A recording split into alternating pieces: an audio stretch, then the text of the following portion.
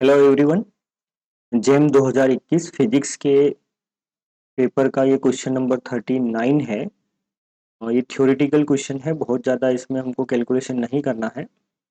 लेकिन हमको इस क्वेश्चन को सॉल्व करने के लिए बहुत थोरो अंडरस्टैंडिंग यानी की ज़रूरत पड़ेगी। बहुत सारे कॉन्सेप्ट इसमें एक साथ शामिल हैं। तो question is identify the correct statement regarding the nuclei. Nucleus के बारे में करेक्ट स्टेटमेंट की जानकारी हमको देना है। 4 स्टेटमेंट दिए हुए हैं। स्टेटमेंट ए जो है यहाँ पर है, और ये स्टेटमेंट है the uncertainty in the momentum of a proton in a nucleus is रफली 10 to the power minus 5 times the uncertainty in the momentum of electron in the ground state of hydrogen atom.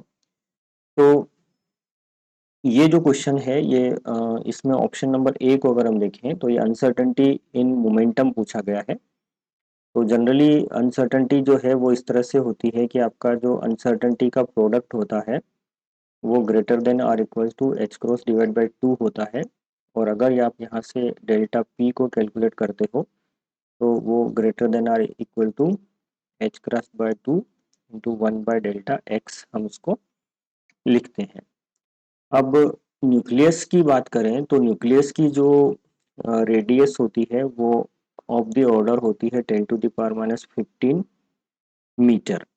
और यही अगर हम hydrogen atom की ground state की radius की बात करें तो ये 0.529 एंगस्ट्रॉन समथिंग आती है। और एक एंगस्ट्रॉन बराबर जो है आपका आता है लगभग 10 की घात माइनस 10 मीटर। ठीक है, 1 एंगस्ट्रॉन इक्वल्स टू 10 की घात माइनस 10 मीटर। तो यहाँ पर अगर हम कंपेयर करें रेडियस की तो यहाँ पर जो है almost 10 to the power minus 15 metre है, और यहाँ पर जो है ऑर्डर जो है वो 10 to the power minus 10 metre का ऑर्डर है। तो यहाँ पर जैसे ही हम ये वैल्यू रखेंगे 10 टू द पावर माइनस 15, और दूसरी बार हम रखेंगे 10 टू द पावर माइनस 10 की ऑर्डर की, तो हम क्या देखते हैं कि दोनों ही के बीच जो अनसर्टेनिटी है डेल्टा पी, उसमें जो रेशियो में डिफरेंस आएगा वो 10 टू द पावर 5 टाइम्स का आएगा। 10 टू द पावर 5 टाइम्स का आएगा, यानी कि जो अनसर्टेनिटी होगी मोमेंटम में वो हाइड्रोजन एटम के लिए कम होगी और न्यूक्लियस सॉरी हाइड्रोजन एटम के लिए कम होगी और न्यूक्लियस के लिए ज़्यादा होगी। मोमेंटम में अनसर्टेनिटी ज़्यादा होगी। तो ये जो ऑप्शन दिया हुआ है, ऑप्शन ए के अंदर जो स्टेटमेंट दिया हुआ है, ये स्टेटमेंट आपका सही है, क्योंकि इसमें रफली शब्द का इस्तेमाल किया गया है। रफली पर आप ध्यान दीजिए, इसलिए ये स्टेटमेंट जो है हमें लगभग ठीक लग रहा है, यानी कि ये स्टेटमेंट सही होना चाहिए।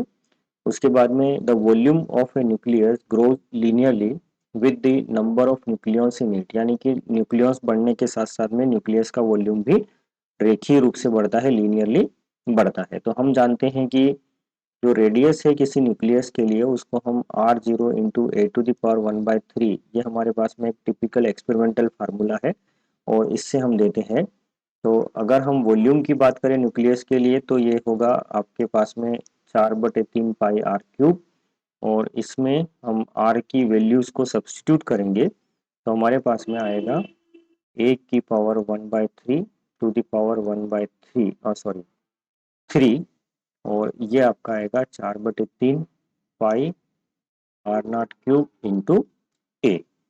दैट मीन्स जो वॉल्यूम है that will be proportional to ए।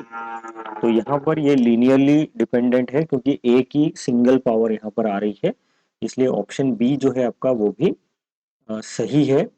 उसके बाद में आपका ऑप्शन सी की अगर हम बात करें तो ऑप्शन सी में दिया हुआ है the energy of gamma rays due to de-excitation of a nucleus can be of the order of mega electron volt.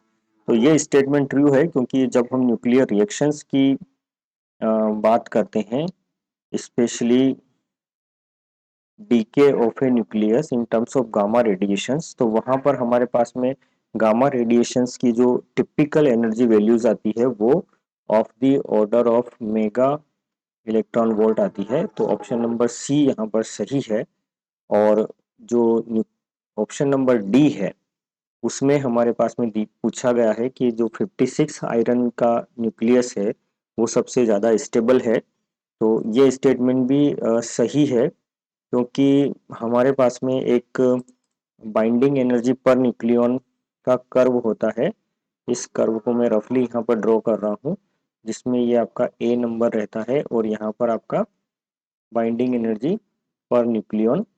तो ये जो कर्व है ये आपका कुछ इस तरह से यहाँ पर पीक्स लिए हुए और फिर ये ऐसे होकर के मैक्सिमम होकर के जाता है। तो ये जो मैक्सिमम वैल्यू है बाइंडिंग एनर्जी पर न्यूक्लियन की, ये आपकी आती है लगभग 56। जो ए नंबर है यहाँ पर ए इक्वल टू 56 आती है, और ये जो है आपका आयरन का न्यूक्लियस होता है।